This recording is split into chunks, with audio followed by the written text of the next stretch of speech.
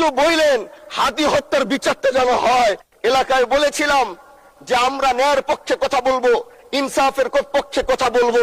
তখন অনেকে হাত ধরে বলেছিল, হামজালা ভাই জাতীয় সংসদে যখন যাবেন একটু বললেন হাতি হত্যার বিচারটা যেন হয়। জি 2 মিনিট বাড়ানো হলো, আরো বলেন। আজকে যে সন্তানটা ন্যায়ের পক্ষে কথা বলেছিল, ইনসাফের আওয়াজ দিয়েছিল, আমাদের মতোই যুবক মাননীয় স্পিকার, তিনি এই যে স্বপ্ন বলেছিল এক সুন্দর বাংলাদেশ করবার, রাস্তার ভিতরে সেই স্বপ্ন থামিয়ে দেওয়া হয়েছে।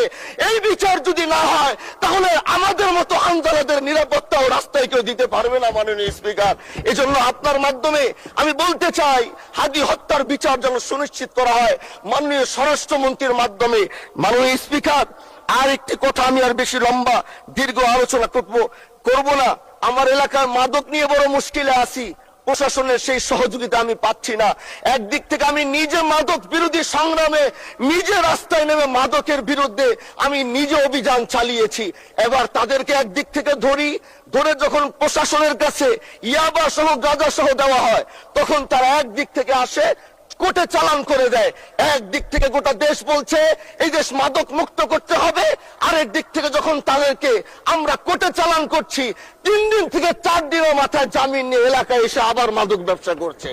এজন্য মাননীয় আইনমন্ত্রীকে বলবো, আপনি এই ইয়াবা গাঁজা যেই বড় বড় নেশাগুলো আমাদের দেশে বেশি সচরাচর চলছে, এই বিষয়ে আইনটাকে আরেকটু মজবুত যদি করবেন, তাহলে আমরা মনে করব আমরা এই দেশ আর এই সমাজটাকে আমরা হয়তো আগামীর বাংলাদেশ, আগামীর যারা যুবক, মাননীয় স্পিকার আপনার খারাপ লাগবে, যুবকগুলো গ্রামের তারা ধ্বংস হয়ে যাচ্ছে। আমাদের চোখের সামনে যখন একজন যুবক ধ্বংস হয়ে যায়, এটা অন্যরা মেনে নিতে পারলেও আমাদের পক্ষে মারা বড় কষ্ট হয়ে যায়। আমরা দেশটাকে বাঁচাতে চাই, আমরা আগামীতে ওরকম কিছু যুবক তৈরি করতে চাই যারা নেশা ধরবে না, তারা পড়াশোনা করবে, তারা দেশের জন্য ফিকির করবে। মাননীয় স্পিকার, আমি সত্যের পক্ষে থাকবো, আমি অন্যায়ের বিরুদ্ধে সোচ্চার থাকবো, আমি গণমানুষের কণ্ঠ হয়ে